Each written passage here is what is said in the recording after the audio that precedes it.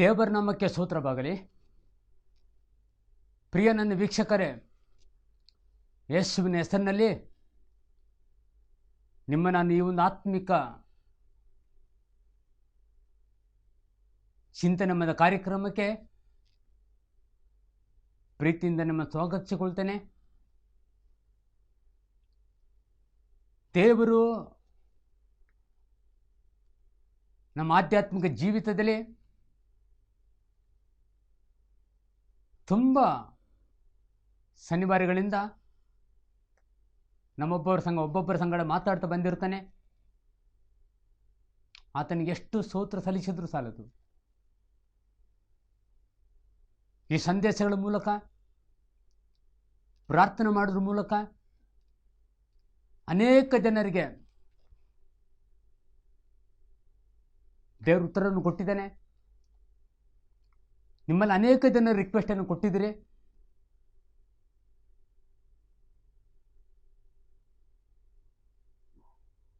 ನಿಮಗೆ ದೇವರು ಅದ್ಭುತವನ್ನು ಮಾಡಿದ್ದಾನೆ. ಪ್ರಿಯ ನನ್ನ ವೀಕ್ಷಕರೇ, ನಾವು ನೇರವಾಗಿ ದೇವರ ವಾಕ್ಯದ ಕಡೆಗೆ ಬರುವಾಗ ಕಳೆದ ಶನಿವಾರಗಳಿಂದ ನಾವು ನೋಡಿದಂಥ ಜ್ಞಾನೋಕ್ತಿಗಳ ಪುಸ್ತಕ 19ನೇ ಅಧ್ಯಾಯ 21ನೇ ವಚನದಲ್ಲಿ ನೋಡಿದಂಥ ವಾಕ್ಯ, ಮನುಷ್ಯನ ಮನಸ್ಸಿನಲ್ಲಿ ಅನೇಕ ಸಂಕಲ್ಪಗಳಾವೆ,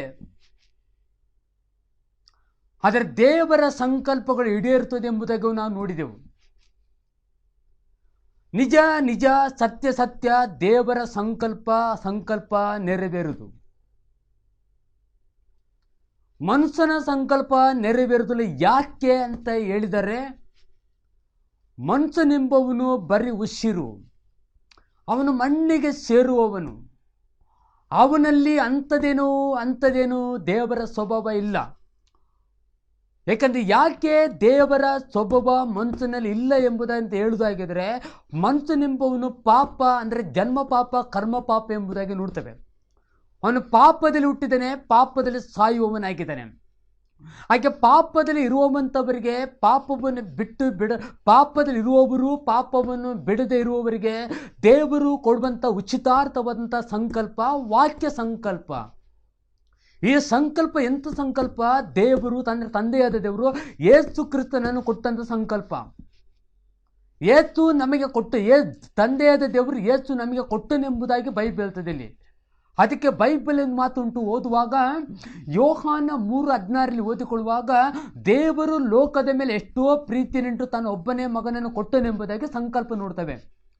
ಆ ಸಂಕಲ್ಪ ದೇವರ ಅನಾದಿ ಕಾಲದ ಯೋಜನೆ ಆಗಿತ್ತು ಎಂಬುದಾಗಿ ಬೈಬಲ್ ಹೇಳ್ತದೆ ಇಲ್ಲಿ. ಆ ಅನಾದಿ ಕಾಲದ ಸಂಕಲ್ಪವನ್ನು ನಾವು ಕಾಣಬೇಕು ಈ ದಿನಮಾನಗಳಲ್ಲಿ.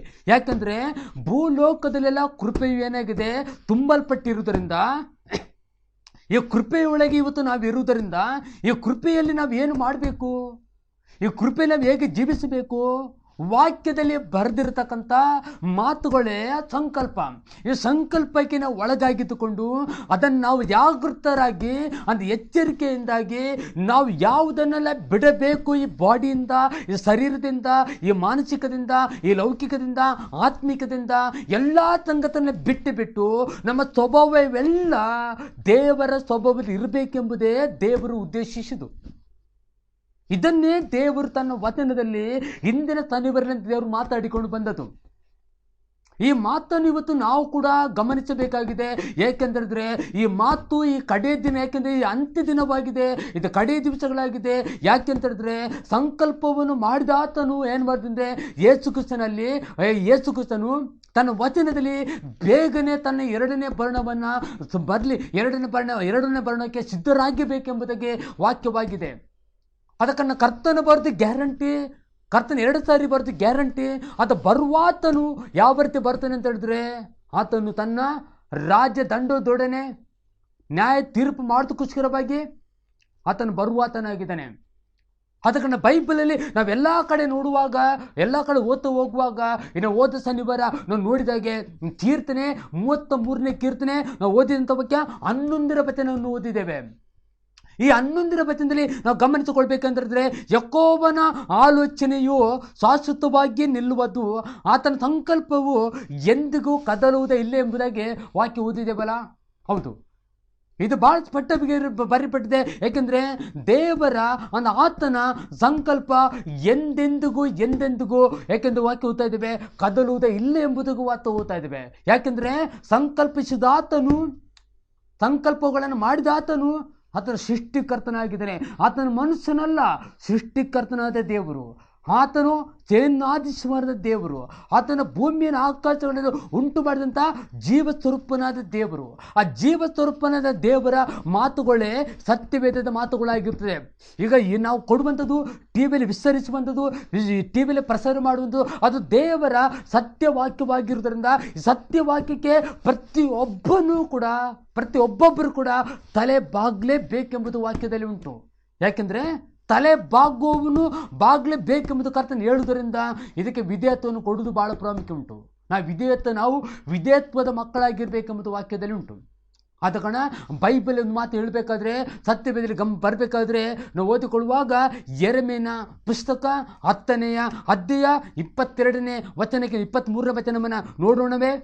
ನಾವು ಗಮನಿಸಬೇಕಾದ್ರೆ ಸತ್ಯವೇದದಲ್ಲಿ ನಾವು ಓದಿಕೊಳ್ಳುವಾಗ ಯೆರೆಮೀಯನ ಪುಸ್ತಕ ಅಲ್ಲಿ 10ನೇ ಅಧ್ಯಾಯ 23ನೇ ವಚನ ಓದಿಕೊಳ್ಳುವಾಗ, ಮಾನವನ ಮಾರ್ಗವು ಅವನ ಸ್ವಾಧೀನದಲ್ಲಿ ಇಲ್ಲವೆಂದು ನನಗೆ ಗೊತ್ತು, ಮನುಷ್ಯನು ನಡೆದಾಡುತ್ತಾ ಸರಿಯಾದ ಕಡೆಗೆ ತನ್ನ ಹೆಜ್ಜೆ ನೀಡಲಾರನೆಂಬುದೇ ಕೂಡ ವಾಕ್ಯ ಓದ್ತಾ ಇದ್ದೇವೆ. ಅರ್ಥ ಮಾಡಿಕೊಳ್ಬೇಕಾಗಿದೆ.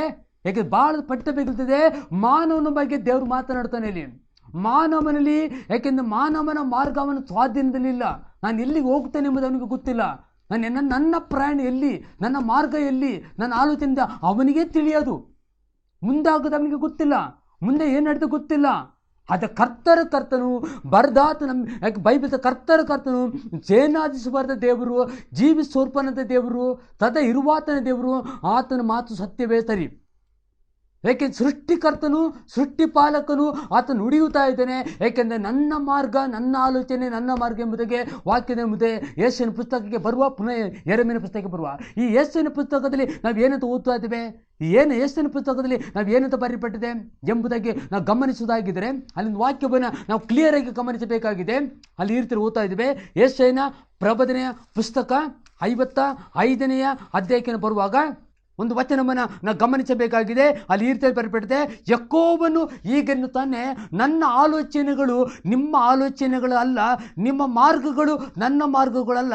ಭೂಮಿಯ ಮೇಲೆ ಆಕಾಶವು ಎಷ್ಟು ಉನ್ನತವೋ ನಿಮ್ಮ ಮಾರ್ಗಗಳಿಗಿಂತ ನನ್ನ ಮಾರ್ಗಗಳು, ನಿಮ್ಮ ಆಲೋಚನೆಗಳಿಗಿಂತ ನನ್ನ ಆಲೋಚನೆ ಅಷ್ಟು ಉನ್ನತವಾಗಿದೆ ಎಂಬುದಾಗಿ ಇದೇ ಮಾತನ್ನು ಯೆರೆಮೀಯ 10:22-23 ಹೇಳ್ತದೆ. ಏಕೆಂದರೆ ಮಾನವನ ಮಾರ್ಗ ಅವನ ಸ್ವಾಧೀನದಲ್ಲಿ ಇಲ್ಲ ಅಂತ ಹೇಳುವಾಗ ಇಲ್ಲಿ ಯೆಶಾಯನ ಪುಸ್ತಕದಲ್ಲಿ ಏನು ಹೇಳಿದ್ದು, ನಿಮ್ಮ ಮಾರ್ಗಗಳು ನನ್ನ ಮಾರ್ಗಗಳಲ್ಲ. ಯಾಕೆ ನಿಮ್ಮ ಮಾರ್ಗ ಅಂಕುಡೊಂಕಾಗಿರ್ಬೋದು, ನನ್ನ ಮಾರ್ಗ ಅಂಕುಡೊಂಕಲ್ಲ. ನನ್ನ ಮಾರ್ಗ ನೇರವಾದ ಮಾರ್ಗ. ಅದಕ್ಕೆ ಬೈಬಲ್ತಾರೆ, ನನ್ನ ಮಾರ್ಗಕ್ಕೆ ನೀವು ಬನ್ನಿ, ದಾರಿ ತಪ್ಪುವವರೇ ನನ್ನ ಮಾರ್ಗಕ್ಕೆ ಬನ್ನಿ. ನಿಮ್ಮ ಸ್ವಾಧೀನ ನಿಮ್ಮಲ್ಲಿಲ್ಲ. ನೀವು ಎಡಕ್ಕೂ ಬಲಕ್ಕೂ ಬೀಳುವವರು, ನೀವು ಬಿದ್ದು ಹೋಗುವವರು, ನೀವು ಗತಿಸಿ ಹೋಗುವವರು. ಯಾಕೆ ನಿಮ್ಮಲ್ಲಿ ನ್ಯಾಯ ಇಲ್ಲ, ನಿಮ್ಮಲ್ಲಿ ನೀತಿ ಇಲ್ಲ, ನಿಮ್ಮಲ್ಲಿ ಸತ್ಯತೆ ಇಲ್ಲ. ನೀವು ಸತ್ಯವನ್ನು ಬಿಟ್ಟು ಹೋದವರು, ನೀವು ನ್ಯಾಯವನ್ನು ಬಿಟ್ಟು ಅನ್ಯಾಯ ಮಾಡುವವರು, ದುರ್ಮಾರ್ಗವರು ಮಾಡುವವರು, ನೀವು ಎಲ್ಲ ರೀತಿಗಳಲ್ಲಿ ನನಗೆ ವಿರೋಧವಾಗಿ ಕಲ್ಪಿಸುವವರು, ನನ್ನ ಮಾತಿಗೆ ಅವಿಧೇಯರಾದವರು. ಬನ್ನಿ ನನ್ನ ಮಾರ್ಗಕ್ಕೆ, ಬನ್ನಿ ನನ್ನ ಸಂಕಲ್ಪಕ್ಕೆ ಬನ್ನಿ. ನೀವು ನನ್ನ ವಿಧೇಯತ್ವನಿಗೆ ಕೊಡಿ, ನನಗೆ ಮಾನವನ್ನು ಸಲ್ಲಿಸಿ, ನನಗೆ ಮರ್ಯಾದೆಯನ್ನು ಸಲ್ಲಿಸಿ. ನಾನು ಯಾರು? ಸೃಷ್ಟಿಕರ್ತನು, ನಿಮಗೆ ಸೃಷ್ಟಿಕರ್ತನು, ನಿಮ್ಮನ್ನು ಉಂಟು ಮಾಡಿದ ನಾನು ಎಂಬುದಾಗಿ ಕರ್ತನು ನುಡಿಯುತ್ತಾ ಇದ್ದಾನೆ. ಆದ್ದರಿಂದ ದೇವರ ಮಾತಿಗೆ ತಲೆ ಬಾಗುವುದು, ದೇವರ ಮಾತಿಗೆ ವಿಧೇಯತೆಯನ್ನು ಕೊಡುವುದು ಮಾನವನ ಋಣ, ಮಾನವನ ಸ್ವಭಾವ ಅದು. ಏಕೆ ದೇವರ ಸ್ವಭಾವಕ್ಕೆ ಕಳಂಕ ತರಬಾರ್ದು, ದೇವರ ಮಾತೆಯನ್ನು ಕಳಂಕ ತರಬಾರ್ದು, ಅದನ್ನ ಆಜ್ಞೆಗೆ ಕಳಂಕ ತರಬಾರ್ದು, ಅಯೋಗ್ಯ ಕಾರ್ಯ ಮಾಡಬಾರ್ದು. ಅಯೋಗ್ಯದಿರುವವರೇ ಬನ್ನಿ, ಕಪಟ ಮಾಡುವವರು ಬನ್ನಿ, ಮೋಸ ಮಾಡುವವರು ಬನ್ನಿ, ದುರ್ಮಾರ್ಗದಲ್ಲಿ ಇದ್ದವರವರೆಗೆ ಬನ್ನಿ. ಎಲ್ಲಿವರೆಗೆ ನಿಮ್ಮ ಪಣ, ಎಲ್ಲಿವರೆಗೆ ನಿಮ್ಮ ಆಟ, ಎಲ್ಲಿವರೆಗೆ ಆಟ ಸಾಧಿಸ್ತಾ ಇದ್ರಿ, ಎಲ್ಲಿವರೆಗೆ ಚಾಲೆಂಜ್ ಮಾಡ್ತೀರಿ. ಈಗ ಮಾಡಿದ್ರೆ ನಿಮ್ಗೆ ಗತಿಸಿ ಹೋಗೋದು ಗ್ಯಾರಂಟಿ ಅಂದರೆ ಕರ್ತನು ನುಡಿತಾ ಇದ್ದಾನೆ. ಈಗ ಮಾಡಿದರೆ ನಿಮಗೆ ನಾನು ನ್ಯಾಯವನ್ನು ವಿಚಾರಿಸ್ತೇನೆ, ನ್ಯಾಯವನ್ನು ತೀರಿಸ್ತೇನೆ, ನ್ಯಾಯವನ್ನು ಕೊಡ್ತೇನೆ. ಯಾವ ನ್ಯಾಯ ತೀರ್ಪಿಗೆ ನಿಮ್ಮನ್ನು ಗುರಿಪಡಿಸ್ತೇನೆ ಎಂಬುದಕ್ಕೆ ಕರ್ತನು ನುಡಿತಾ ಇದ್ದಾನೆ ಇಲ್ಲಿ. ಅದಕ್ಕೆ ದೇವರ ನುಡಿ ನಾವು ಕೇಳುತ್ತೇವೆ. ದೇವರ ನುಡಿ ಎಚ್ಚರಿಕೆ ಉಳ್ಳದಾಗಿರುತ್ತದೆ. ಈ ಎಚ್ಚರಿಕೆಗೆ ನಾವು ನಾವು ಎಚ್ಚರಿಕೆಯಿಂದ ಬದ್ಧರಾಗಬೇಕು. ಇನ್ನಾದರೂ ನಾವು ಸರಿಪಡಿಸಿಕೊಂಡು ನನ್ನ ಮಾರ್ಗ ಸ್ವಾಧೀನ ನನ್ನಲ್ಲಿಲ್ಲ, ನಮ್ಮ ಮಾರ್ಗ ನಮಗೆ ಸ್ವಾಧೀನ ಇಲ್ಲ, ನಾವು ಸ್ವಾಧೀನ ಮಾಡಿಕೊಳ್ಳಿಕ್ಕೆ ಆಗುದಿಲ್ಲ. ಯಾಕೆ ಆಗುದಂದ್ರೆ ಈ ಭೂಮಿಯ ಮೇಲೆ ಸೈತಾನ ನಮ್ಮ ಮಾರ್ಗದಲ್ಲಿ ಆತ ನಮ್ಮ ಕಾರ್ಯ ಮಾಡ್ತಾನೆ, ನಮ್ಮ ದಾರಿ ತಪ್ಪಿಸ್ತಾನೆ ಸೈತಾನ್. ನಮ್ಮ ದೇವರ ಕಡೆಗೆ, ದೇವರ ಮಾರ್ಗಕ್ಕೆ, ದೇವರ ಆಲೋಚನೆಗೆ ನಾವು ಬರಬಾರ್ದು ಎಂಬುದಕ್ಕೂ ನಮ್ಮ ದಾರಿಯನ್ನು ತಪ್ಪಿಸ್ತಾನೆ, ತನ್ನ ಸ್ವಾಧೀನಕ್ಕೆ ನಡೆಸ್ತಾನೆ, ತನ್ನ ಕಡೆಗೆ ನಡೆಸ್ತಾ ಇದ್ದಾನೆ. ಸೈತಾನ್ ಈ ಭೂಮಿಯಲ್ಲಿ ಸವಾರಿ ಮಾಡ್ತಾ ಇದ್ದಾನೆ, ಜನರ ಮೇಲೆ ಸವಾರಿ ಮಾಡ್ತಾನೆ, ಜನರ ಮೇಲೆ ಆದುಕೊಳ್ತಾನೆ. ಇದೇ ವಾಗ್ದಾನ ಉಂಟು ಇಲ್ಲಿ. ಆದ ಕಾರಣ ಈ ವಚನವನ್ನ ಕೇಳ್ತಿರುವಂತ ನನ್ನ ವೀಕ್ಷಕರೇ, ನಾವು ಅರ್ಥ ಮಾಡಿಕೊಳ್ಬೇಕಾಗಿದೆ. ಅದಕ್ಕೆ ಬೈಬಲ್ತದಲ್ಲಿ ಅದಕ್ಕೆ ಕರ್ತನ ಹೇಳ್ತಾನೆ, ಯೆಶಾಯನ ಪುಸ್ತಕ 55 ನಾವು ಓದಿದಂಥ ವಾಕ್ಯ ಯಾವುದಾಗಿದೆ? 8, 9 ಅದನ್ನೇ ನುಡಿತದೆ. ಮತ್ತೆ ಯೆರೆಮೀಯ 10, 23 ಅದನ್ನೇ ನುಡಿತದೆ. ಅದಕ್ಕೆ ಬೈಬಲ್ ಪಟ್ಟ ಹೇಳ್ತದೆ, ಯಾಕೋಬನೇ ನನ್ನ ಶಿಕ್ಷಿಸು. ನೋಡಿ, ಪ್ರಾರ್ಥನೆ ಮಾಡಬೇಕು, ನಾನು ಪ್ರಾರ್ಥನೆ ಮಾಡಬೇಕು, ಕರ್ತನೆ ನನ್ನನ್ನು ಶಿಕ್ಷಿಸು. ಮಿತಿ ಮೀರಿ ಬೇಡ, ರೋಷದಿಂದ ದಂಡಿಸಿದ್ರು, ನಾನು ಕೇವಲ ಕ್ಷೀಣನಾದೇನು ಅಂತ ಹೇಳ್ತಾನೆ. ಓಕೆ, 25ನೇ ವಚನ, ನಿನ್ನನ್ನು ಅರಿಯದ ಅನ್ಯ ಜನಗಳ ಮೇಲೆಯೂ ನಿನ್ನ ನಾಮವನ್ನು ಉಚ್ಚರಿಸದ ವಂಶಗಳ ಮೇಲೆಯೂ ನಿನ್ನ ರೌದ್ರವನ್ನು ಸುರಿದು ಬಿಡು. ಅವರು ಯಾಕೋಬರನ್ನು ನುಂಗ್ಯಾವುದು ಪೂರ್ಣ ನುಂಗಿಬಿಟ್ಟು ಅವರ ವಾಸಸ್ಥಳವನ್ನು ಹಾಳು ಮಾಡಿದರೆ ಎಂಬುದಾಗಿ ಕೆಳಗೆ ಓದ್ತೇವೆ. ಆದರೆ ವಾಕ್ಯ ಏನಾಗಿದೆ? ಆಗಿನ ದಿನದಲ್ಲಿ, ಆಗಿನ ಕಾಲದಲ್ಲಿ, ಆಗಿನ ದಿನಮಾನಗಳಲ್ಲಿ ವಾಕ್ಯ ಏನು ಮಾಡ್ತಾರೆ?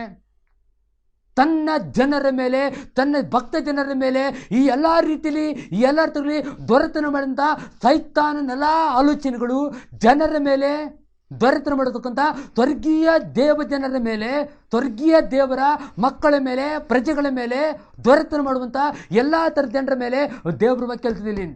ಆದರೆ ಇಲ್ಲಿ ಈಗ ನಾನು ಅರಿಕೆ ಮಾಡ್ಬೇಕೇನು ಗೊತ್ತುಂಟಾ? ನಾನು ಪ್ರಾರ್ಥನೆ ಮಾಡ್ಬೇಕೇನು ಗೊತ್ತುಂಟಾ? ಇಷ್ಟನ್ನೇ, ದೇವರೇ ನನ್ನನ್ನು ಈ ಭೂಮಿ ನನ್ನ ಮೇಲೆ ದೊರೆತನ ಮಾಡಲಿಕ್ಕೆ ಬೇಡ, ಭೂಮಿ ನನ್ನ ಮೇಲೆ ಅಧಿಕಾರ ಚಲಾಯಿಸೋದು ಬೇಡ, ಭೂಮಿ ವಸ್ತುಗಳು ನನ್ನ ಮೇಲೆ, ಯಾಕೆ ನಾನು ಭೂಮಿಯ ಮೇಲೆ ವಸ್ತು ನಾನು ದೊರೆತನ ಮಾಡಬೇಕು ಹೊರತು ಅವು ನನ್ನ ಮೇಲೆ ದೊರೆತನ ಮಾಡೋದು ಬೇಡ ಎಂಬುದಾಗಿ ನಾನು ಪ್ರಾರ್ಥನೆ ಮಾಡುವನಾಗಿರಬೇಕು, ನಾನು ಪ್ರಾರ್ಥಿಸುವನಾಗಿರಬೇಕು. ಯಾಕೆ ನನ್ನ ಮನಸ್ಸು ಅದರ ಮೇಲೆ ಇರೋದು ಬೇಡ, ನನ್ನ ಹೃದಯ, ನನ್ನ ಜೀವಿತ ಅದಕ್ಕೆ ಬೇಡ. ನಾನು ಭೂಮಿಯಲ್ಲಿ ಇದ್ದೇನೆ, ನಾನು ನಿನಗಾಗಿದ್ದೇನೆ, ನಾನು ನಿನ್ನ ವಾಕ್ಯಕ್ಕಾಗಿದ್ದೇನೆ ಎಂಬುದಕ್ಕೂ ನಾನು ಅರಿಕೆಯನ್ನು ಮಾಡಬೇಕಾಗಿದೆ. ಪ್ರಿಯ ನನ್ನ ವೀಕ್ಷಕರೇ, ಇದು ನನ್ನ ಪ್ರತಿದಿನದ ಪರ್ಸನಲ್ ಪ್ರೇಯರ್ ಇದಾಗಿರಬೇಕಾಗಿದೆ. ಯಾಕೆ ಗೊತ್ತಾ? ಕಡೇ ದಿನ, ಅಂತ್ಯ ದಿನವಾಗಿದೆ. ಈ ಅಂತ್ಯ ದಿನದಲ್ಲಿ ನಾವು ದೇವರ ಸಂಕಲ್ಪಗಳನ್ನು ಈಡೇರಿಸಬೇಕು. ಸೈತಾನ್ ದೇವರ ಸಂಕಲ್ಪಗಳನ್ನು ನಾವು ಹೊಂದಿಕೊಳ್ಬಾರ್ದು ಎಂಬುದಾಗಿ ನಮ್ಮ ಮೇಲೆ ಇಲ್ಲದೆಲ್ಲ ಆಲೋಚನೆ ಹುಟ್ಟಿಸಿ, ನಮ್ಮ ಮನಸ್ಸನ್ನು ಕಠಿಣ ಮಾಡಿ, ಹೃದಯನ ಕಠಿಣ ಮಾಡಿ, ನಮಗೆ ಭಂಗ ತಂದು, ನಮ್ಮ ಕಷ್ಟಕ್ಕೆ ಗುರಿಪಡಿಸಿ, ಲಾಸ್ ಗುರಿಪಡಿಸಿ ನಮ್ಮನ್ನು ಮುಳುಗಿಸಿಬಿಟ್ಟನು. ಇದೇ ನಾವು ದಿಕ್ಕು ತಪ್ಪಿ ನಾವು ಅಲೆದಾಡಬೇಕಾಗ್ತದೆ. ದಿಕ್ಕು ತಪ್ಪಿ ಅತ್ತಿತ್ತ ಕಡೆ ಅಲೆದಾಡಿ ಸುಖ ಇಲ್ಲ, ರಕ್ಷಣೆಗೆ ಎಲ್ಲಿ ಹೋಗಲಿ, ಬಿಡುಗಡೆಗಾಗಿ ಎಲ್ಲಿ ಹೋಗಲಿ, ಮೋಕ್ಷಕ್ಕಾಗಿ ಎಲ್ಲಿ ಹೋಗಲಿ, ಇಡೀ ಎಲ್ಲ ಕಡೆಗೆ ಊರು ತಿರುಗಾಡ್ದಾಯ್ತು. ಬೈಬಲ್ ಹೇಳ್ತದೆ, ಎಲ್ಲೂ ಅಲ್ಲ, ನಿನ್ನ ಮನೆಯಲ್ಲಿಯೇ, ನೀನಿರುವ ಸ್ಥಳದಲ್ಲಿಯೇ ಸಂಕಲ್ಪ ಅಲ್ಲೇ ಉಂಟು. ಆ ಸಂಕಲ್ಪ ಯಾವುದು? ದೇವರ ವಾಕ್ಯ ಸಂಕಲ್ಪ, ವಚನ ಸಂಕಲ್ಪ. ಈ ವಾಕ್ಯದಲ್ಲಿ ನಿನ್ನ ಯಾಕೆಂದ್ರೆ ಸಂಕಲ್ಪ ಇಲ್ಲಿಂಟು. ಆ ಸಂಕಲ್ಪಕ್ಕಾಗಿ ನೀನು ದೇವ್ರದ್ದು ಬೇಡು, ಕರೆ ಮಾತಾಡು.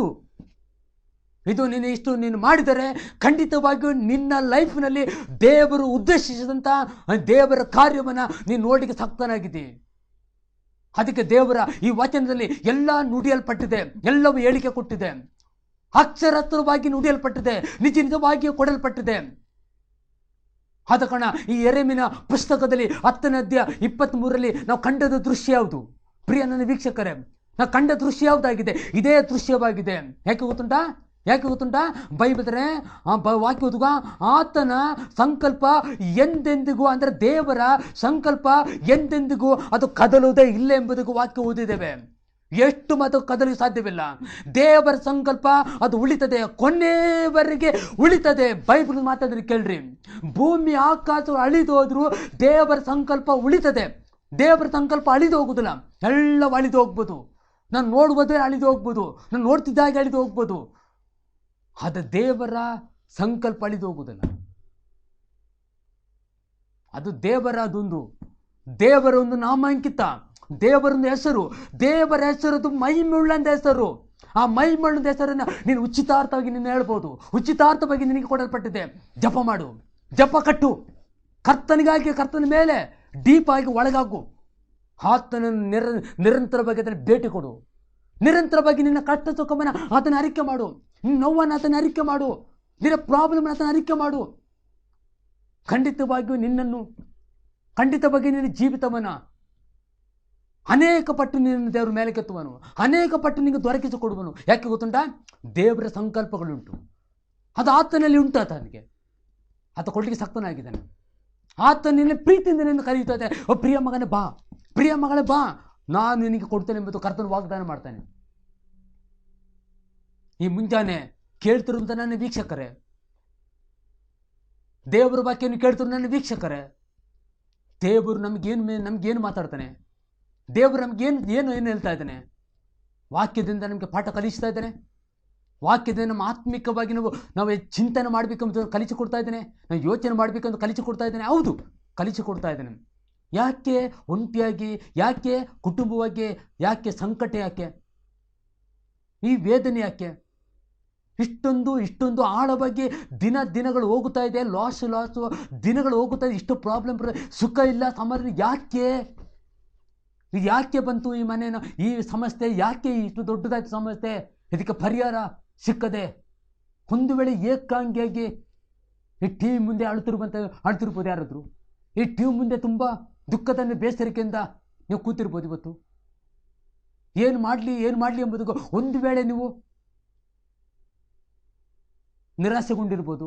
ಪ್ರಿಯ ನನ್ನ ವೀಕ್ಷಕರೇ, ನನ್ನ ನಿಜ ಬಗ್ಗೆ ಹೇಳ್ತಾನೆ, ದೇವರ ಸಂಕಲ್ಪದ ಬಗ್ಗೆ ಹೇಳಲಿಕ್ಕೆ ಇಷ್ಟಪಡ್ತಾನೆ. ಓ ಪ್ರಿಯ ಮಗನೇ, ಓ ಪ್ರಿಯ ಮಗಳೇ, ಅಳಬೇಡ ಎಂಬುದಾಗೆ, ನೀ ಸೋತು ಹೋಗ್ಬೇಡ ಎಂಬುದಾಗೆ. ಈಗ ನಿನ್ನ ದೇವರ ಸಂಕಲ್ಪ ನಿನ್ನ ಮೇಲೆ ಉಂಟು. ನಿನ್ನನ್ನು, ನಿನ್ನ ಕುಟುಂಬ, ನಿನ್ನ ಜೀವಿತ ದೇವರು ಖಂಡಿತ ಪುನರ್ಜೀವ ಕೊಟ್ಟು, ಹೊಸ ಜೀವವನ್ನು ಕೊಟ್ಟು, ನೀನು ಬದುಕುವಂತೆ, ನೀನು ಸುಖವಾಗುವಂತೆ, ಮೇಲೆ ಬರುವಂತೆ, ಅಭಿವೃದ್ಧಿ ಆಗುವಂತೆ ದೇವರಿಂದ ಕಾರ್ಯ ಮಾಡ್ತಾನೆ ನಿನ್ನ ಮೇಲೆ. ನೀನು ಕರ್ತನ ಮೇಲೆ ವಿಶ್ವಾಸ ಬಿಡು, ಕರ್ತನ ಮೇಲೆ ನಂಬಿಕೆ ಇಡು, ಕರ್ತನ ಮೇಲೆ ಭರವಸೆ ಇಡು. ಪ್ಲಸ್ ಎರಡನೇದಾಗಿ ಹೇಳ್ಬೇಕಾದ್ರೆ, ಮಾನವರ ಮೇಲೆ ಭರವಸೆ ಇಡ್ಲಿಕ್ಕೆ ಹೋಗಬೇಡ. ಮಾನವರಿಗೆ ಏನು ಮಾಡಲಿಕ್ಕೆ ಆಗುದಿಲ್ಲ. ಮಾನವನಲ್ಲಿ ಅವನ ಸ್ವಾಧೀನ ಅವನಲ್ಲಿಲ್ಲ. ಅವನ ಮಾರ್ಗ ತಪ್ಪುತ್ತಾನೆ, ಅವನು ಹೋಗುತ್ತಾನೆ, ಅವನು ಬಿದ್ದು ಹೋಗುತ್ತಾನೆ. ಅಂಥವನ ಮೇಲೆ, ಮನುಷ್ಯನ ಮೇಲೆ, ಯಾವನೇ ಆಗಲಿ ಎಂಥವನೇ ಆಗಲಿ ಅವನ ನಂಬಿಕೆ ಇಡಲೇಬೇಡ.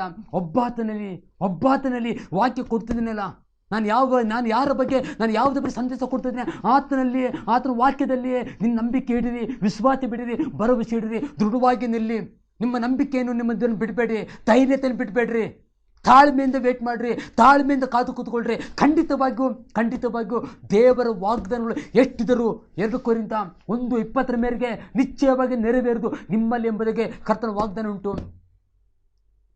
ಆದ ಕಾರಣ ನಿಮ್ಮೊಂದಿಗೆ ನಾನು ವಾಕ್ಯದಲ್ಲಿ ನಾನು ಮಾತನಾಡ್ತಾ ಇದ್ದೇನೆ. ನಿಮಗೆ ನಾನು ಒಂದು ಧೈರ್ಯದ ಮಾತುಗಳನ್ನು ಈ ಮುಂಜಾನೆ ನಿಮಗೆ ಟಿವಿಗಳ ಮೂಲಕವಾಗಿ, ದೂರದರ್ಶನ ಮೂಲಕವಾಗಿ ನಿಮ್ಮ ಸಂಗಡ ಮಾತನಾಡ್ತಾ ಇದ್ದೇನೆ. ಖಂಡಿತವಾಗಿಯೂ ನಿಮ್ಮನ್ನು ಒಳ್ಳೆಯದು ಮಾಡುವನಾಗಿದ್ದಾನೆ. ದೇವರ ನಮ್ಮಕ್ಕೆ ಸ್ತೋತ್ರವಾಗಲಿ. ಇಲ್ಲಿ ಯಾರೋ ಒಬ್ಬರು ಹೃದಯದಿಂದ ನೋವನ್ನು ಕಾಡ್ತಾ ಇರ್ಬೋದು. ಹೃದಯದಲ್ಲಿ ಅನೇಕ ನೋವನ್ನು ನೀವು ಅನುಭವಿಸ್ತಾ ಇದ್ದೀರಿ. ಯೇಸು ಕರ್ತನು ಅಂಥವರನ್ನ ಮುಟ್ಟುವುದನ್ನು ನೋಡ್ತಾ ಇದ್ದೇನೆ. ಯೇಸು ಕರ್ತನು ಅವರನ್ನು ಮುಟ್ಟುವುದನ್ನು ನೋಡ್ತಾ ಇದ್ದೇನೆ. ಯೇಸು ಕರ್ತನು ಅವರಿಗೆ ಸಂಪೂರ್ಣ ಬಿಡುಗಡೆ ಆಗುವುದನ್ನು ನಾನು ನೋಡ್ತಾ ಇದ್ದೇನೆ. ಯೇಸು ಸ್ವಾಮಿ ಬಿಡುಗಡೆ ಕೊಟ್ಟ. ಒಂದು ಕಡೆ ನಾನು ನೋಡ್ತಾ ಇದ್ದೇನೆ, ಅನೇಕ ದಿನಗಳಿಂದ ನಿಮ್ಮ ಜೀವಿತದಲ್ಲಿ, ನಿಮ್ಮ ಮನೆಯಲ್ಲಿ ಸಮಾಧಾನವಿಲ್ಲ, ಅಸಮಾಧಾನ. ಈ ಸಮಾಧಾನವಿಲ್ಲದೆ ತುಂಬ ರೀತಿಗಳಲ್ಲಿ ತುಂಬ ಬೇಸರಿಕೆಯಿಂದ ಗಂಡ ಒಂದು ಕಡೆ, ಹೆಂಡತಿ ಒಂದು ಕಡೆ, ಮಕ್ಕಳೊಂದು ಕಡೆ, ನೀವು ತುಂಬ ಬೇಸರಿಕೆಯಲ್ಲಿದ್ದೀರಿ. ಯೇಸು ಕರ್ತನು ನಿಮ್ಮ ಮನೆಗೆ ಇವತ್ತಿನಿಂದ, ಈ ದಿನದಿಂದ ಶಾಂತಿಯನ್ನು, ಸಮಾಧಾನವನ್ನು ನಿಮ್ಮ ಮನೆಗೆ ನಿಮ್ಮ ಮನೆಯನ್ನು ದೇವರ ಆಶೀರ್ವಾದ ಮಾಡುವ ದೇವರಾಗಿದ್ದಾನೆ. ಈಗ ದೇವರ ಒಂದು ವಿಶೇಷವಾದ ಸಂಕಲ್ಪ ನಿಮ್ಮ ಮನೆಯಲ್ಲಿ, ದೇವರ ಶಾಂತಿ ಸಮಾಧಾನ ವಿಶೇಷವಾಗಿ ದೊರಕುವಂತೆ ಕರ್ತನ ನಿಮ್ಮ ಮನೆಯಲ್ಲಿ ಕಾರ್ಯವನ್ನು ಮಾಡುವ ಆತನಾಗಿದ್ದಾನೆ. ಒಂದು ವೇಳೆ ನಿಮ್ಮ ಮನೆಯನ್ನು ಶಾಂತಿಯನ್ನು ಕದಲಿಸಬೇಕೆಂಬುದಾಗಿ, ಶಾಂತಿಯನ್ನು ಹಾಳು ಮಾಡಬೇಕೆಂಬುದಾಗಿ, ಸಮಾಧಾನವನ್ನು ಹಾಳು ಮಾಡಬೇಕೆಂಬುದು ಯಾರಿಂದಾದರೂ ಒಂದು ವೇಳೆ ನಿಮಗೆ ಒತ್ತಡ ಇರ್ಬೋದು, ಅದು ನೆರೆಕೆರವರಿಂದ ಒತ್ತಡ ಇರ್ಬೋದು, ಅಥವಾ ನಿಮ್ಮ ಮನೆಯಿಂದ ಯಾರದು, ನಿಮ್ಮ ಅಣ್ಣಂದರ ಫ್ಯಾಮಿಲಿ, ಅಥವಾ ತಂಗಿಯಂದರ ಫ್ಯಾಮಿಲಿ, ಅಥವಾ ತಮ್ಮಂದರ ಫ್ಯಾಮಿಲಿ, ನಿಮ್ಮ ಚಿಕ್ಕಪ್ಪನವರ ಫ್ಯಾಮಿಲಿ ಯಾರು ನಿಮಗೆ ಇರ್ಬೋದು. ಆದರೆ ಸ್ವಾಮಿ ಹೇಳ್ತಾನೆ ಅವರ ದೇವರ ವಾಕ್ಯ ನಿಮಿತ್ತವಾಗಿ ಅವರನ್ನು ಮುಟ್ಟುತ್ತಾನೆ, ಅವರ ಮನಸ್ಸನ್ನು ಚೇಂಜ್ ಮಾಡ್ತಾನೆ. ಅವರು ಆ ರೀತಿಯಲ್ಲಿ ವರ್ತನೆ ಮಾಡದಂತೆ ದೇವರು ಕಾರ್ಯ ಮಾಡುವನಾಗಿದ್ದಾರೆ. ನೀವು ಅವರಿಗೆ ಪ್ರಾರ್ಥನೆ ಮಾಡಿ ಅಷ್ಟೇ. ದೇವರು ನಿಮ್ಮ ಮುಟ್ಟು ಅಭಿಷೇಕ ಮಾಡ್ತಾ ಇದ್ದಾನೆ. ಓ ಪ್ರಿಯ ಸಹೋದರ, ಓ ಸಹೋದರಿ, ಓ ಗಂಡ ಹೆಂಡತಿಗಳೇ, ಓ ನನ್ನ ಹಿರಿಯರೇ, ಓ ಮಧ್ಯಪ್ರಾಯದವರೇ, ಸ್ವಾಮಿ ನಿಮ್ಮ ಮೇಲೆ ಬ್ಲೆಸ್ಸಿಂಗ್ ಆತನು ಕೊಡುವನಾಗಿದ್ದಾನೆ, ಬಿಡುಗಡೆ ಆತನು ಕೊಡುವನಾಗಿದ್ದಾನೆ, ಅದ್ಭುತನ ಆತನು ಕೊಡುವನಾಗಿದ್ದಾನೆ. ದೇವರ ನಾಮಕ್ಕೆ ಸ್ತೋತ್ರವಾಗಲಿ. ಕರ್ತನ ಮುಟ್ಟುತ್ತಾ ಇದ್ದಾನೆ, ಕರ್ತನ ಇಲ್ಲಿ ಕಾರ್ಯ ಮಾಡ್ತಾ ಇದ್ದಾನೆ.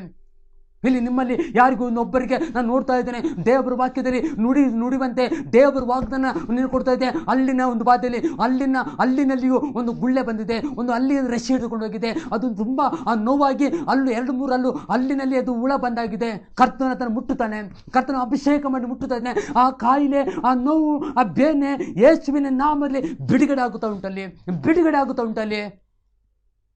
ಕರ್ತನು ಅದನ್ನು ಸಂಪೂರ್ಣವಾಗಿ ಈ ಒಂದು ಮುಂಜಾನೆ ವೇಳೆಯಲ್ಲಿ ಯೇಸುವಿನ ನಾಮದಲ್ಲಿ ಅದು ಹೀಲಿಂಗ್ ಮಾತ್ರವಲ್ಲ, ದೇವರ ವಾಕ್ಯದಲ್ಲಿ ನೀನು ನಂಬಿದರೆ ದೇವರ ಮಹಿಮೆಯನ್ನು ಕಾಣುವೆ ಎಂಬುದಾಗಿ ವಾಕ್ಯದಲ್ಲಿ ಉಂಟು. ಕರ್ತನ ನಮ್ಮನ್ನು ಅಭಿಷೇಕವನ್ನು ನಿಮ್ಮನ್ನು ಮಾಡ್ತಾ ಇದ್ದಾನೆ, ಬಿಡುಗಡೆಯನ್ನು ಕರ್ತನು ಕೊಡ್ತಾ ಇದ್ದಾನೆ, ಬಿಡುಗಡೆನ ಆತನು ಕೊಡ್ತಾ ಇದ್ದಾನೆ, ಬಿಡುಗಡೆ ನಿಮಗೆ ನಾನು ಕೊಡ್ತಾ ಇದ್ದಾನೆ. ದೇವರ ಮಹಾಶಕ್ತಿ ನಿಮ್ಮ ಮೇಲೆ ಹಿಡಿದು ಬರ್ತಾ ಉಂಟು. ಕರ್ತನ ನಾಮಕ್ಕೆ ಸ್ತೋತ್ರ ಉಂಟಾಗಲಿ. ಈಗ ಪ್ರತಿಯೊಬ್ಬೊಬ್ಬರನ್ನ ನಿಮ್ಮ ಮನನ್ನು ಅಭಿಷೇಕ ಮಾಡ್ತಾ ಇದ್ದಾನೆ. ಅದು ಬೈಬಲ್ ಹೇಳುವ ರೀತಿಯಲ್ಲಿ ಹೇಳ್ತಾನೆ. ಬೈಬಲ್ ಹೇಳ್ತದೆ, ಓ ಪ್ರಿಯ ನನ್ನ ವೀಕ್ಷಕರೇ, ಇವತ್ತು ಧ್ಯಾನ ಮಾಡಿದಂಥ ದೇವರ ವಾಕ್ಯ ಯಾವುದಾಗಿರುತ್ತದೆ? ಹೌದು, ಜ್ಞಾನೋಕ್ತಿ 19ನೇ 21ನೇ ವಚನದಲ್ಲಿ ಹೇಳುವಾಗೆ, ಯಾಕೆಂದರೆ ಮನುಷ್ಯನ ಮನಸ್ಸಿನಲ್ಲಿ ಅನೇಕ ಸಂಕಲ್ಪಗಳಿದೆ, ಆದರೆ ಯಾಕೋಬನ ಸಂಕಲ್ಪ ಈಡೇರುತ್ತದೆ ಎಂಬುದಕ್ಕೆ ವಾಕ್ಯ ನಾವು ಸ್ಟಡಿ ಮಾಡಿದ್ದೇವೆ. ನಿಜ ನಿಜವಾಗಿಯೂ ಆದ ಕಾರಣ ಇವತ್ತು ಒಂದೇ ನನಗೆ ಮಾರ್ಗ, ದೇವರ ಸಂಕಲ್ಪಗಳಿಗೆ ನಾನು ಬರುವುದೇ ಉತ್ತಮವಾದದ್ದಾಗಿರುತ್ತದೆ. ದೇವರ ಸನ್ನಿಧಾನಕ್ಕೆ ಬಂದು ಉತ್ತಮವಾದನ್ನು ಆರಿಸಿಕೋ. ಉತ್ತಮವಾದ ನಿನಗೆ ಉತ್ತಮವಾದ ಎಲ್ಲಿದೆ, ನೀನು ಅದು ತಗೊಳ್ಬೋದು. ನಂಬಿಕೆಯನ್ನು ತಗೊಳ್ಬೇಕು. ನಂಬಿಕೆಗೆ ಬಂದರೆ ನಂಬಿಕೆ ಹಿಂದೆ ಹೋಗ್ಬೇಡ, ನಂಬಿಕೆ ಹಿಂದೆ ಅರಿಬೇಡ. ನಂಬಿಕೆ ಮೇಲೆ ನಂಬಿಕೆ ನಿನ್ನ ದೃಢವಾಗಿ ನಿಲ್ಲುವುದಾಗಿದ್ದರೆ ದೇವರು ನಿನ್ನನ್ನು ಅದ್ಭುತವಾಗಿ ನಿನ್ನನ್ನು ಆಶೀರ್ವಾದ ಮಾಡುವನಾಗಿದ್ದಾನೆ, ಅದ್ಭುತವಾಗಿ ನಿನ್ನನ್ನು ನಡೆಸುವ ದೇವರ ಆತನಾಗಿದ್ದಾನೆ. ದೇವರ ನಾಮಕ್ಕೆ ಸ್ತೋತ್ರವಾಗಲಿ. ಓ ಪ್ರಿಯ ನನ್ನ ವೀಕ್ಷಕರೇ, ಒಂದು ವಾಗ್ದಾನವನ್ನು ನಾನು ಹೇಳಲಿಕ್ಕೆ ಇಷ್ಟಪಡ್ತಾ ಇದ್ದೇನೆ. ಅದು ಯಾವುದಂತ ಹೇಳಿದ್ರೆ, ಯೆಶಾಯನ ಪುಸ್ತಕ 53ನೇ ಅಧ್ಯಾಯ 9ನೇ ವಚನವನ್ನು ಓದಿಕೊಳ್ಳುವುದಾಗಿದ್ದರೆ ಅಲ್ಲಿ ಬೈಬಲ್ ಹೀಗೆ ಹೇಳ್ತದೆ. ಅದು ಯಾವುದಂತ ಹೇಳಿದ್ರೆ, ಬೈಬಲ್ ಓದಿಕೊಳ್ಳುವಾಗ, ಅವನು ಯಾವ ಅನ್ಯಾಯವನ್ನು ಮಾಡದಿದ್ದರು, ಅವನ ಬಾಯಿಯಲ್ಲಿ ಏಕೆಂದರೆ ಯಾವ ವಂಚನೆಯೂ ಇಲ್ಲದಿದ್ದರು ಅವನನ್ನು ಜಜ್ಜುವುದು ಯಾಕೋಬನ ಸಂಕಲ್ಪವಾಗಿತ್ತೆಂಬುದಾಗಿ ವಾಕ್ಯ ಓದ್ತಾ ಇದ್ದೇವೆ. ಆತನು ಅವನನ್ನು ವ್ಯಾಧಿಯಿಂದ ಬಾಧಿಸಿ ಹೀಗೆಂದನೆಂಬುದಾಗಿ ವಾಕ್ಯನದಲ್ಲಿ ಓದುತ್ತಾ ಇದ್ದೇವೆ. ಎಲ್ಲ ದೇವರ ವಾಕ್ಯನದಲ್ಲಿ ಗಮನಿಸಬೇಕು, ಓದಬಹುದಿದೆ. ನಮ್ಮ ಕರ್ತನಾದ ಯೇಸು ಕ್ರಿಸ್ತನು ಈ ರೀತಿಯಲ್ಲಿ ಜಡಿಯಲ್ಪಟ್ಟನು.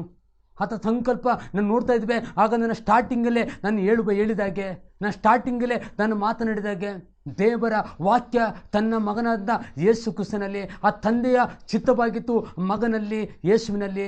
ಆ ತಂದೆಯ ಯೋಜನೆ ಆಗಿತ್ತು ತನ್ನ ಮಗನಲ್ಲಿ, ತನ್ನ ಚಿತ್ತದಲ್ಲಿ. ಆದ ಕಾರಣ ಆ ತಂದೆಯಾದ ದೇವರ ಒಂದು ಚಿತ್ತ ಮಗನಲ್ಲಿ, ಆ ಮಗನು ನಮಗಾಗಿ. ಆದ ಕಾರಣ ಆ ಮಗನಾದ ಯೇಸು ಕ್ರಿಸ್ತನ ಮೇಲೆ ನಮ್ಮ ನಂಬಿಕೆ, ನಮ್ಮ ಒಂದು ನಿರ್ಧಾರತ್ವ ಆಗಿರಬೇಕೆಂದು ಬೈಬಲ್ ವಾಕ್ಯ ಓದ್ತಾ ಇದ್ದೇವೆ. ಆದ ಕಾರಣ ನಾವು ಮುಂದಕ್ಕೆ, ಯಾಕೆಂದರೆ ನನ್ನ ಟೈಮ್ ನನಗೆ ಮುಗಿತಾ ಬಂತು. ಆದ ಕಾರಣ ನನ್ನ ಟೈಮ್ ನಾನು ಮುಗಿಯುವುದರೊಳಗೆ ಒಂದು ಮಾತು ನಾನು ನಿಮ್ಗೆ ಹೇಳಲಿಕ್ಕೆ ಇಷ್ಟಪಡ್ತಾ ಇದ್ದೇನೆ. ಅದು ಯಾವುದಂತ ಹೇಳಿದ್ರೆ, ನೀವು ಕೇಳಿದಂಥ ಒಂದು ವಾಕ್ಯ ನಾವು ನೋಡ್ತೇವೆ. ಕೀರ್ತನ ಪುಸ್ತಕ 33ನೇ ಕೀರ್ತನೆ 11ನೇ ವಚನವನ್ನು ನೀವು ನೆನಪು ತಂದುಕೊಳ್ಳ್ರಿ, ನಿಮ್ಮ ನೆನಪಿನಿಟ್ಟುಕೊಳ್ಳ್ರಿ. ಅದೇ ಯಾಕೋಬನ ಸಂಕಲ್ಪಗಳು ಶಾಶ್ವತವಾಗಿ ನಿಲ್ಲುವುದೆಂಬುದಾಗಿ ನೀವು ಅರ್ಥ ಮಾಡಿಕೊಳ್ಬೇಕಾಗಿದೆ. ಅದು ಕೆಳಗೆ ಓದುವಾಗ ಯಾಕೋಬನ ಸಂಕಲ್ಪಗಳು ಎಂದಿಗೂ ಕದಲುವುದೇ ಇಲ್ಲ ಎಂಬುದಾಗಿ ನೀವು ಅರ್ಥ ಮಾಡಿಕೊಳ್ಳಿ ಅಂತಾರೆ.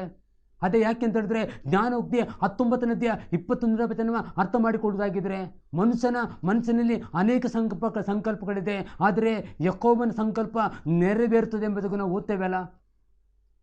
ಈಗ ತಾನೇ ಯೆರೆಮೀಯ 10ನೇ ಅಧ್ಯಾಯ 23ನೇ ವಚನದಲ್ಲಿ ಓದಿಕೊಳ್ಳುವಾಗೆ, ಅವನ ಮಾರ್ಗಗಳು ಮಾನವನ ಮಾರ್ಗವು ಅವನ ಸ್ವಾಧೀನದಲ್ಲಿ ಇಲ್ಲವಿಲ್ಲ ಎಂಬುದು ವಾಕ್ಯ ಓದ್ತಿದ್ದೇವಲ್ಲ.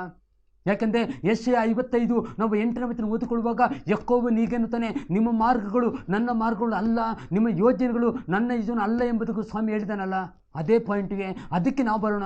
ಏಕೆ ನಾವು ನಮ್ಮ ಮಾರ್ಗ ನಮ್ಮದಲ್ಲ, ನಮ್ಮ ಜೀವಿತ ಅಲ್ಲ. ನಾವು ಆತನ ಮಾರ್ಗಕ್ಕೆ ಬರಬೇಕಾಗಿದೆ, ನಾವು ಆತನ ಆಲೋಚನೆಗೆ ಬರಬೇಕಾಗಿದೆ, ಆತನ ಸಂಕಲ್ಪಿಸಿದಕ್ಕೆ ಬರಬೇಕಾಗಿದೆ, ಆತನ ಏನು ಉದ್ದೇಶಿಸಿದ್ರೆ ಅದಕ್ಕೆ ನಾನು ಕಿವಿ ಕೊಡಬೇಕಾಗಿದೆ, ಅದಕ್ಕೆ ವಿಧೇಯನಾಗಬೇಕಾಗಿದೆ. ಅದನ್ನು ಬಿಟ್ಟು ಆತನ ಸಂಕಲ್ಪ ತೆಗೆದಾಕಿ ನಮ್ಮ ಸಂಕಲ್ಪ ಹೋದರೆ ಏನು ಸುಖ ಇಲ್ಲ. ಆದ್ದರಿಂದ ಈ ಸಮಯದಲ್ಲಿ ಸಂದೇಶವನ್ನು ಕೇಳಿದಂಥ ನಿಮ್ಮ ಜೀವಿತದಲ್ಲಿ ಅಕ್ಷರತರವಾಗಿ ನೀವು ಚಿಂತನೆ ಮಾಡಿಕೊಳ್ಳಿ, ಅರ್ಥ ಮಾಡಿಕೊಳ್ಳಿ. ನಿಮ್ಮ ಬದುಕನ್ನು ಪ್ರಾರಂಭಿಸಿ, ಸಂತೋಷ ಬಗ್ಗೆ ಪ್ರಾರಂಭಿಸಿ, ಸುಖವಾಗಿ ಪ್ರಾರಂಭಿಸಿ. ನಿಮ್ಮ ಲೈಫ್ ಟೈಮ್ ದೇವರ ಕೃಪೆಯಿಂದ ಉನ್ನತ ಸ್ಥಿತಿಗೆ ಬನ್ನಿ. ನಿಮ್ಮ ಲೈಫ್ ಟೈಮ್ ದೇವರ ಕೃಪೆಯಲ್ಲಿ ಬೆಳೀತಾ ಹೋಗಿ. ಇದು ಕೃಪೆ ನಿಮ್ಮ ಮೇಲೆ ಉಂಟು. ಕೃಪೆ ಮೇಲೆ ನೀವು ಚೆನ್ನಾಗಿ ದೇವರ ಕೃಪೆಯನ್ನು ಆದುಕೊಂಡು ಜೀವಿಸಿ, ಭಯಪಟ್ಟು ಜೀವಿಸಿ, ಮಾನ ಮರ್ಯಾದೆಯಿಂದ ದೇವರಿಗೆ ಕೊಡುವ ರೀತಿಯ ಮಾನ ಮರ್ಯಾದೆಯನ್ನು ದೇವರಿಗೆ ಕೊಟ್ಟು ಜೀವಿಸಿ. ಈಗ ಹೀಗಾಗುವಂತೆ ದೇವರು ನಿಮಗೆ ಹೆಚ್ಚೆಚ್ಚಾಗಿ ನಿಮ್ಮನ್ನು ಅನುಗ್ರಹ ಮಾಡಲಿ ಎಂಬುದೇ. ಆಮೇನ್. ನಾವು 1 ಸೆಕೆಂಡ್ ನಿಮಗಾಗಿ ಪ್ರಾರ್ಥನೆ ಮಾಡ್ತೇನೆ. ಪ್ರೀತಿಯುಳ್ಳ ಯೇಸುವೆ, ನಿನಗೆ ಸ್ತೋತ್ರ ಮಾಡ್ತೇವೆ ಯೇಸುವೆ. ನಿನ್ನ ಕೈಗಳಿಗೆ ನಿನ್ನ ಮಕ್ಕಳನ್ನು ನಾನು ಒಪ್ಪಿಸಿಕೊಟ್ಟೆ. ಪ್ರಿಯ ಯೇಸುವೆ, ನಿನ್ನ ಕೈಗಳನ್ನು ಈ ಮಕ್ಕಳ ಮೇಲೆ ಚಾಚು ಯೇಸುವೆ. ಈಗ ನಿನ್ನ ಮಕ್ಕಳು ನಿನ್ನನ್ನು ಬಯಸಿ ಬಂದಿದ್ದಾರೆ, ನಿನ್ನನ್ನು ಹುಡುಕಿ ಬಂದಿದ್ದಾರೆ. ಇವತ್ತು ನಿನ್ನ ಮುಂದೆ ಕೂತುಕೊಂಡು ಸಂಕ್ಷಿಪ್ತವಾಗಿ ವಿವರವಾಗಿ ನಿನ್ನ ವಾಕ್ಯವನ್ನು ಕೇಳಿದ್ದಾರೆ. ನಿನ್ನ ಸಂಕಲ್ಪದ ವಿಷಯ, ನಿನ್ನ ಉದ್ದೇಶಿಸುವ ವಿಷಯ, ನಿನ್ನ ಯೋಚನೆ ವಿಷಯ, ನಿನ್ನ ಮಾರ್ಗದ ವಿಷಯ, ನಿನ್ನ ಆಲೋಚನೆ ವಿಷಯ ಎಲ್ಲವೂ ಸವಿಸ್ತಾರವಾಗಿ ಕೇಳಿಕೊಂಡಿದ್ದಾರೆ. ಆದರೆ ಮನುಷ್ಯನ ಆಲೋಚನೆ ಏನೆಂಬುದು ಅವರಿಗೆ ಗೊತ್ತಾಯಿತು. ಮನುಷ್ಯನ ಎಷ್ಟರವನು ಎಂಬುದಾಗಿ ಅವರಿಗೆ ಗೊತ್ತಾಯಿತು. ಆದ್ದರಿಂದ ಎಲ್ಲವನ್ನ ಅವರು ಗ್ರಹಿಸಿಕೊಂಡಿದ್ದಾರೆ, ತಿಳ್ಕೊಂಡಿದ್ದಾರೆ. ಈಗಲಾದರೂ ನಿನ್ನ ಕರೆದದ್ದು ಒಂದೇ, ಓ ಪ್ರಿಯ ಮಕ್ಕಳೇ, ನನ್ನ ಸಂಕಲ್ಪಕ್ಕೆ ಬನ್ನಿ, ನಾನು ಉದ್ದೇಶಿಸಿದ ನನ್ನ ಬಳಿಗೆ ಬನ್ನಿ ಅಂತ ನಿನ್ನ ಕರ್ತನೆ. ಯಾವ ರೀತಿ ಬರಬೇಕೆಂಬುದಾಗಿ ನಿನ್ನ ಪಾಪವನ್ನು ಮೊದಲು ಒಪ್ಪಿಕೋ, ಪಶ್ಚಾತ್ತಾಪದಿಂದ ಬಾ, ಅರಿಕೆಯನ್ನು ಮಾಡಿಕೊಂಡು ಬಾ, ಭಯಭಕ್ತಿಯಿಂದ ಬಾ, ವಿಧೇಯತ್ವದಿಂದ ಕೂಡು, ತಗ್ಗಿಸಿಕೊಂಡು ಕೂಡು ಮತ್ತು ದೀನತೆಯಿಂದ ನೀನು ಕೂಡು ಎಂಬುದಾಗಿ ನೀನು ವಾಗ್ದಾನ ನೀನು ಮಾಡಿದ ಕರ್ತನೆ. ನಿನ್ನ ಮಾತನ್ನು ಕೇಳಿದ ಪ್ರತಿಯೊಬ್ಬೊಬ್ಬರನ್ನ ತಂದೆ ಮಗ ಪವಿತ್ರಾತ್ಮ ಹೆಸರಿನಲ್ಲಿ ಇವರಿಗೆ ಆಶೀರ್ವಾದ ಮಾಡಬೇಕೆಂಬುದಾಗಿ ಬೇಡಿಕೊಡ್ತಾನೆ ಸ್ವಾಮಿ. ಎಲ್ಲ ನಿನಗೊಬ್ಬನಿಗೆ ಸ್ತುತಿ ಘನ ಮಾನ ಮಹಿಮೆ ಸಲ್ಲಿಸುತ್ತಾ ಯೇಸು ಕ್ರಿಸ್ತನ ಹೆಸರಿನಲ್ಲಿ ನಾವು ಬೇಡಿ ಹೊಂದಿದ್ದೇವೆ. ಆಮೇನ್. ಯೇಸುವಿನ ಕೃಪೆ ಶಾಂತಿ ನಿಮ್ಮೊಂದಿಗಿರಲಿ ಎಂಬುದೇ. ಆಮೇನ್.